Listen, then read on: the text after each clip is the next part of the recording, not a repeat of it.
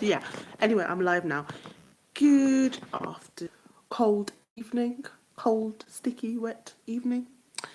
I'm just gonna talk about the blood moon, which we saw the other day. Our big, massive moon was lit up in the sky, and behind it was Mars and the sun, basically all lined up. It turned our moon red. Now, when they were talking about this blood moon, first of all, the word blood and doesn't sound very nice. It just sounds something like scary and from a horror movie. And I just didn't understand it. And until I looked up into it, and it actually means a good thing.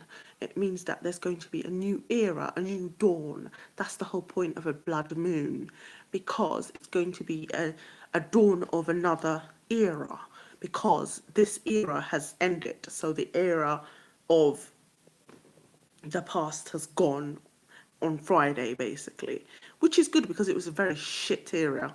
Let's get that straight. And a lot of bad things have happened. So hopefully this era will be a lot better and nicer. So my question is, what will this mean for Black people? Because clearly I am Black, and that's what interests me. Will it be a better era? Because our last era was absolutely shit for Black people. Let's talk about it. And when we talk about era, I mean like hundreds of years, so a couple of hundreds of years. Things haven't really been that great for Black people, really around the world, have they? Um, a lot of bad things have been happening. So, what would this new era hold for Black people around the world? Especially Black women, because they've been at the bottom for a couple of hundreds of years. So, it has really been a shit era for Black women, and more so lately, actually. So, what will this era bring? What is this new dawn? What is this new time of year? And hopefully, it will be for the better.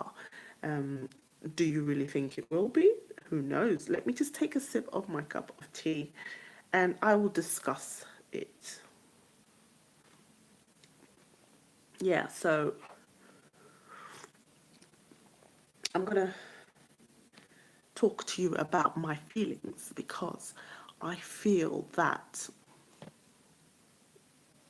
my instincts say that it's going to be a very good era for Black people, because there is a massive awakening happening globally about um, amongst the Black people of this world. And so that can only mean a good thing for us. And this new awakening will then hopefully lead us to work together and see where we went wrong these past couple of hundred years and what happened, and try a different way of thinking. So I think I think there's a lot of hope for Black people to come together and uh, show that this blood moon will work in our favour. And that's great, because it's been, like I said, it's been really shit. A shit era for us in terms of slavery and being sold across the Atlantic Ocean, and Africa just being kidnapped, basically, apart from one country in the Horn that just had to survive all these attacks. But yeah, as a continent, we really have been through so much, and I just hope this new dawn will be a whole lot better for us. And this can only come with a massive awakening, which it's the sleeping giant surely is waking up, and I think that is a very, very good thing. So then comes into it, and a feeling of being proud to be African, because the last era was just a feeling of being ashamed of being Black and African. There was a lot of that, and people didn't question. People sort of in those days, they would think it, but there wasn't that collective tool to let everyone question why it is and how it happened. Now there is, and now we know that it was a targeted system to make Africans feel inferior when they clearly are not. So this era will hopefully be in our favour, and now that this awakening and feeling of pride has taken place. So we're getting there, taking short baby steps. So that's definitely a good thing, as I can say, basically. Yeah, another thing I would like to talk about is trusting your instincts. I just feel people need to trust their instincts more. You know, people just say things that, that's on their mind. Shouldn't doubt themselves because your instincts are often right. You know, you don't need to be an intellectual to not have instincts. Everybody has instincts, and your instincts are very important, and people need to trust it. In terms of conversation, you don't have to have like a million PhDs and degrees to have a conversation. But I feel that there are a lot of intelligent people with very good common sense, but that don't know that they're intelligent. But as long as they're not aggressive and they're not rude, they should air their point of view, and they should tackle every point of view, even if they feel that subject is not for them. They should definitely voice their concern, because you will find that the people that have less garbage in their head are the most cleverest people. So common sense and instincts are very, very important. And if more people use their common sense and their instincts, I think the world will be a better place. So yeah, everybody should really know themselves, and nothing is impossible. You can put your mind to it, and you can challenge, you can tackle anything. So don't doubt yourselves, your intelligence, or your instincts. I say go for it. So yeah, that's what I would like to talk about. Another thing I'd like to talk about is um,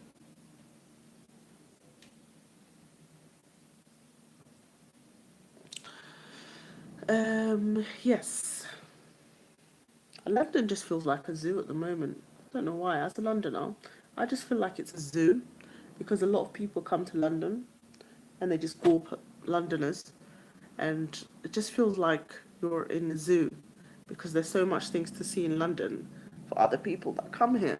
But for the people that live here, we kind of feel like zoo animals because they're wondering, how we live here, and how we survive and what we do.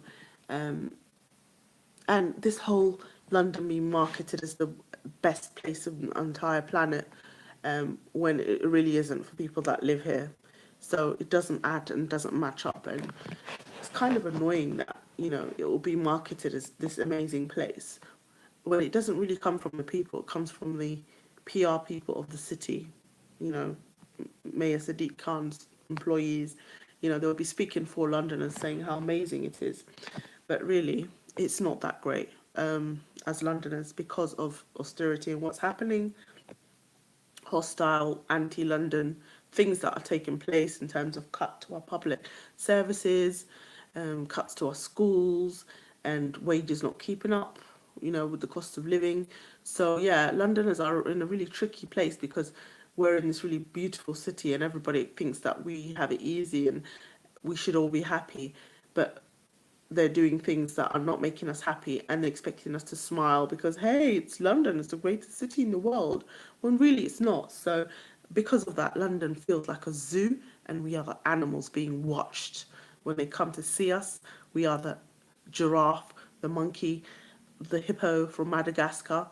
Literally, we are the whole cast of Madagascar.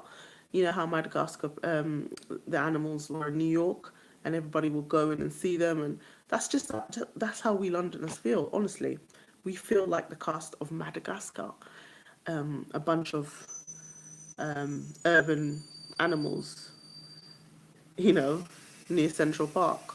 So that's how I feel about London, and because there's so many things happening to Londoners and this whole gentrification with all these non-Londoners moving here, making the place seem like how it should be, but really it's shit, it's crap.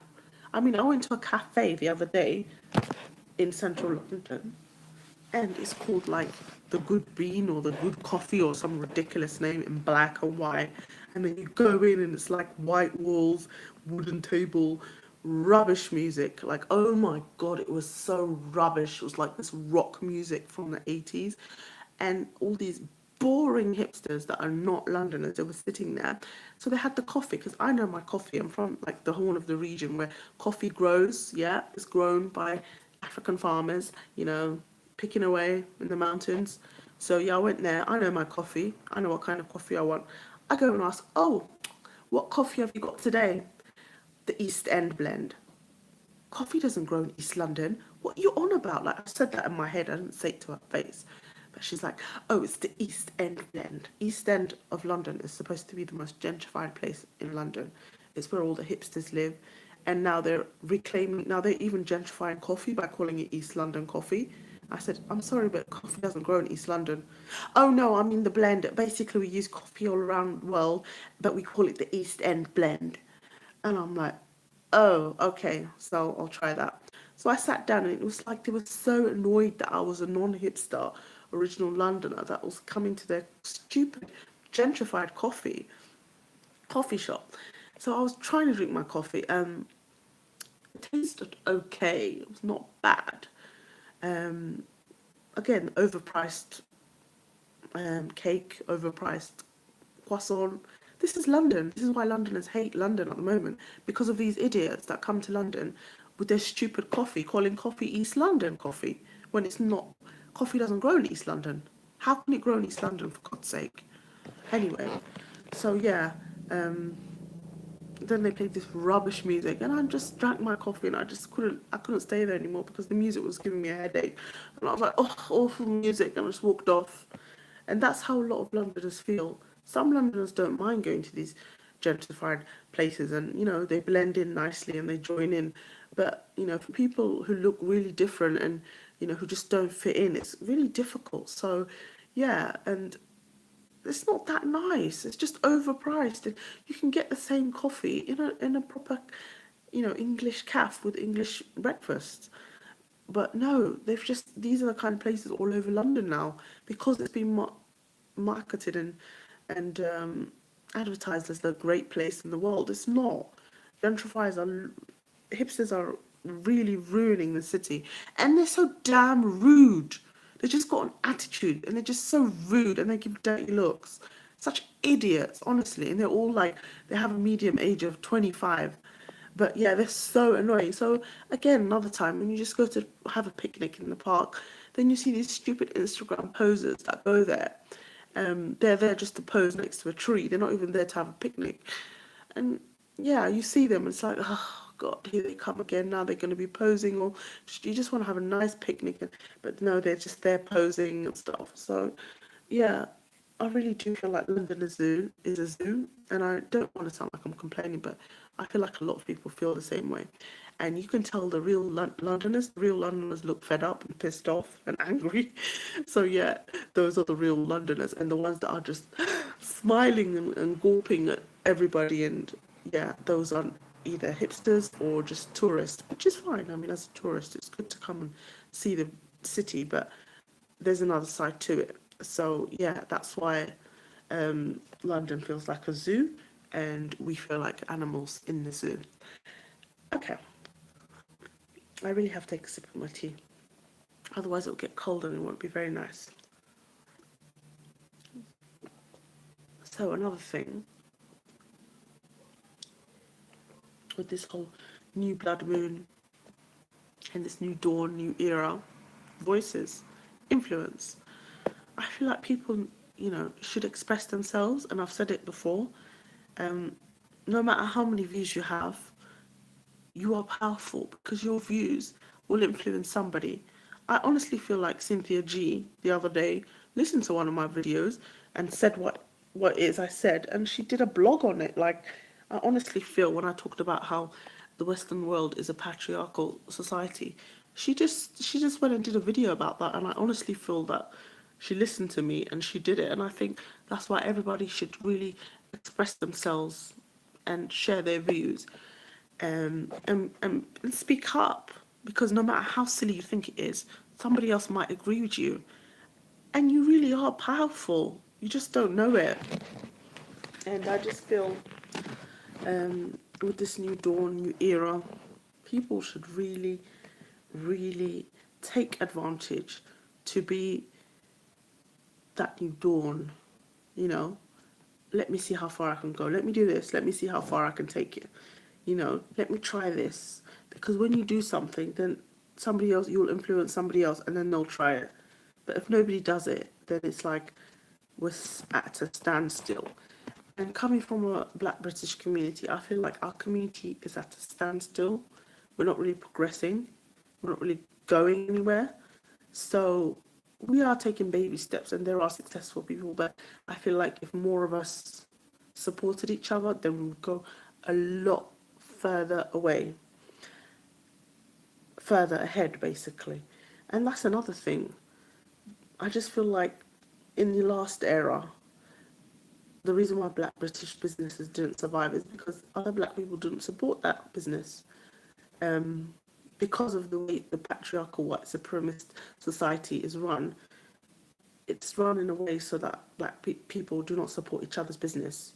You know, Black people are in competition with each other, are always hostile to each other, are envious of each other, and always have bad mind. So but that was done on purpose. So when they have that kind of mindset, they'll never succeed. And that is so old school, like this whole, but with this whole new awakening, that has to change. You have to support each other. It doesn't take much to promote somebody. It really doesn't take much to show them how things are done. But some people will make it sound like you are giving your right arm to them, that you are sacrificing like your liver or something by giving a simple thing as knowledge.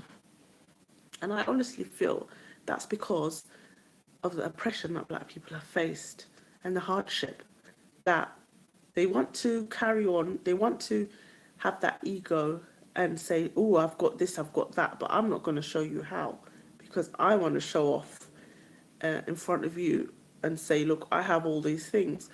And I just think as Black people, they really need to drop that ego and support one another.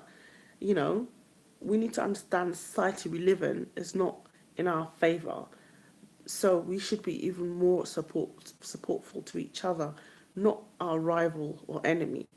And I think that's where Black girls did really good is, you know, they dropped that rival thing. They really dropped it and now they're working together on social media. They're starting to work together more. Yeah, so as women, we had to lead the way and I think that will follow with men. But then eventually, you know, everybody will start doing that. You know, men and women together will start supporting each other and they just need to because that's the way it's done. The old way just does not work.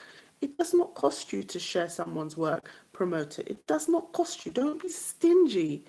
You know, support, congratulate, don't hate, don't nitpick, don't say, oh, it could be like this or it could be like that. Just congratulate. When you're nice, you'll get good favors. Did you not know that that's how it works? When you're nice, you'll be rewarded with nice things. It will come your way. It's like a good karma.